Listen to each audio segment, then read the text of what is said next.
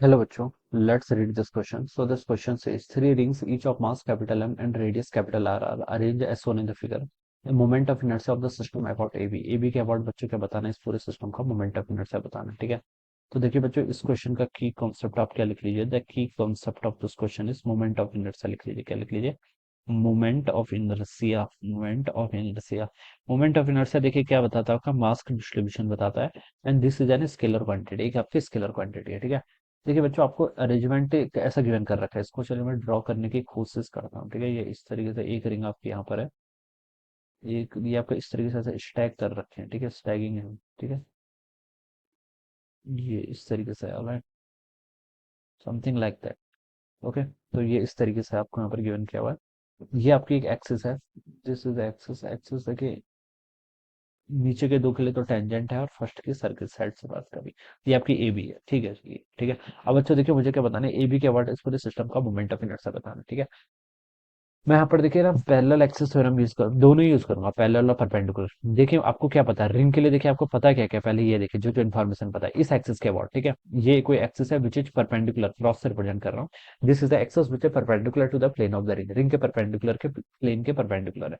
इसके about moment of inertia कितना होता था, तो एम आर स्क्वायर के इक्वल होता था, ठीक है। अब बच्चों मैं यहाँ पर क्या लगा लेता हूँ, परपेंडिकुलर एक्सिस थ्योरम।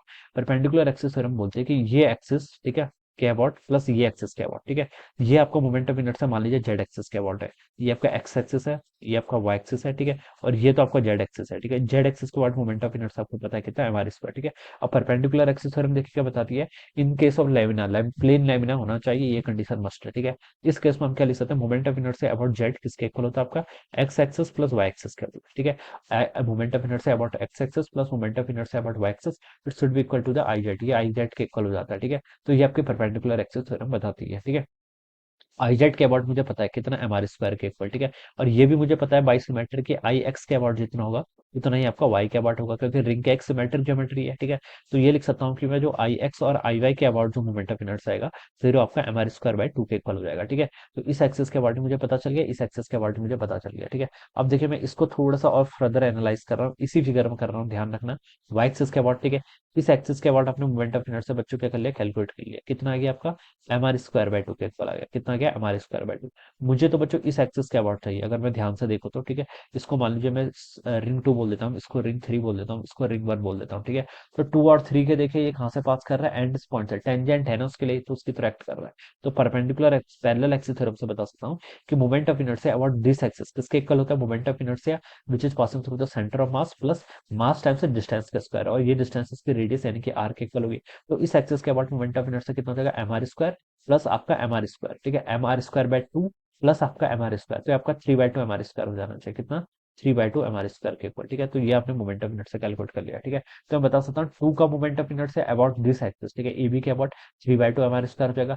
सेम तरीके से थर्ड वाले का मैं बता सकता हूँ अबाउट ए बी कितना होगा, three by two M R square, ठीक है। अब फर्स्ट वाले की बात करनी है, फर्स्ट वाले के लिए तो देखिए वही हो जाएगा ना, जो मैंने शुरू में बोला था कि moment of inertia about Y axis, ठीक है। ऐसे ही तो एक्ट कर रहा है, जो आपका एक्सिस है ए बी, ये कहाँ से पास कर रहा है, ये वाला तो है, ठीक है, बेसिकली, ठीक है। तो ये कितना आया था, मैंने शुरू में बताया था, ये आई एक्स और आई वाई के अबाउट कितना है, M R square by two, तो इसके about M R square by two. तो फर्स्ट वाले का इसके अबाउट कितना आ गया बच्चों, M R square by two के इक्वल आ गया, ठीक है। और सेकंड और थर्ड का इसके अबाउट मोमेंट ऑफ इनर्शिया कितना आ रहा है, three by two M R square के इक्वल आ रहा था, ठीक है। अब तीनों को क्या कर लीजिए बच्चों, ऐड कर लीजिए, ठीक है। मोमेंट ऑफ इनर्शिया क्या है, स्केलर क्वांटिटी, तो I one plus I two plus I three का लीजिए। आई वन कितना है, फर्स्ट का तो देखिए M R square by two के इक्वल है, ठीक है। प्लस सेकंड का कितना है आपका, three by two M R square. और थर्ड का भी इतना है, तो उसको आप टू टाइम्स कर लीजिए, ठीक है। तो ये आ जाएगा, तो उसको सॉल्व करूंगा तो देखिए बच्चों कितना हो जाएगा आपका, अ, ठीक है, ये आपका टू से टू कैंसिल हो जाएगा, एम आर स्क्वायर कॉमन करेंगे तो three plus one by two seven by two के इक्वल होता है ना, हाँ। तो आपका seven by two M R square के इक्वल हो जाएगा। So this will be the net moment of inertia about A B के अबाउट हो जाएगा, ठीक है, यही पूछा भी था। तो seven by two M R square जो कि डी ऑप्शन पे गिवन किया हुआ है, तो ये क्या हो जाएगा इसका राइट आंसर, ठीक है। तो this will be the answer of this question. तो बच्चों इस तरीके से हम क्या करेंगे इस क्वेश्चन को solve. So I hope you all understood this concept, all the best and thank you so much.